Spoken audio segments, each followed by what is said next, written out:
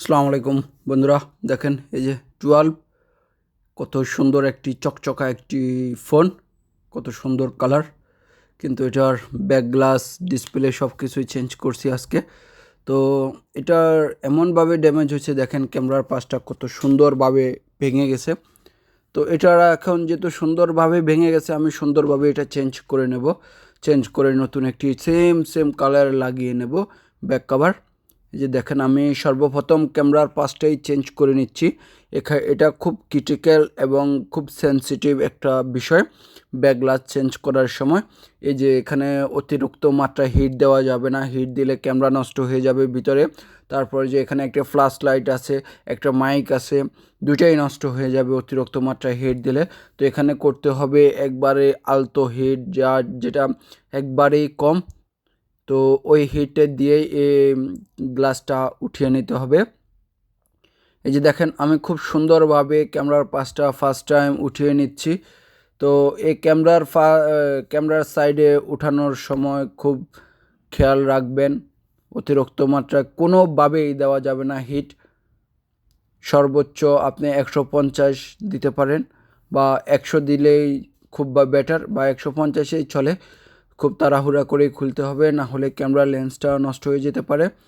তো এই যে দেখেন আপনি বডির পার্ট যখন ক্লিন করবেন 300 350 দিতে পারেন, সমস্যা নাই।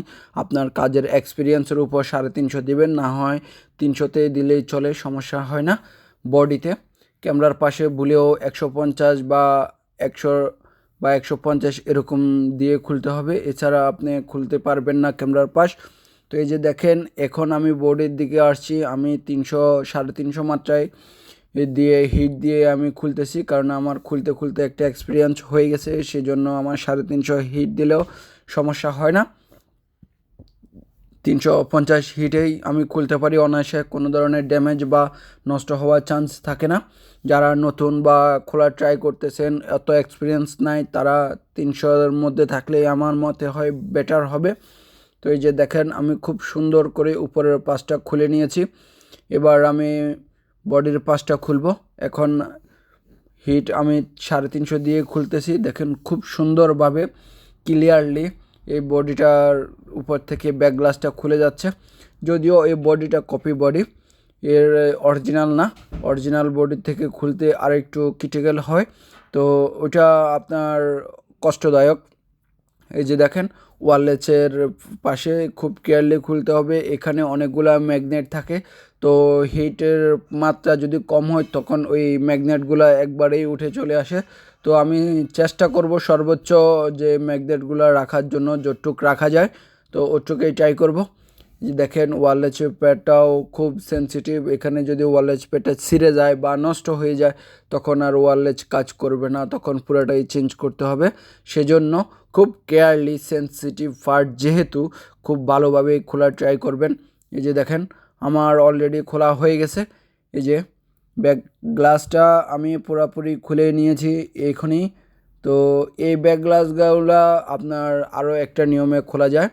তো ওইটা হচ্ছে লেজার বলা হয়, লেজারের মাধ্যমে খোলা যায়। তো ওইটা অনেক ব্যয়বহুল বা খরচার বিষয়, সেজন্য আমরা এই লেজার মেশিন ইউজ না করে হাতেই খুলে নিচ্ছি।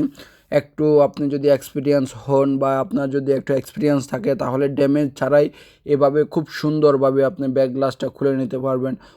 যে মডেলই হোক, হোয়াট এভার, কোনো সমস্যা না। আপনার যদি ওই এক্সপিরিয়েন্স থাকে আপনি এভাবেই খুলে নিতে পারবেন অনায়াসে, কোনো ধরনের ঝামেলা বা কোনো ধরনের ড্যামেজ ছাড়াই।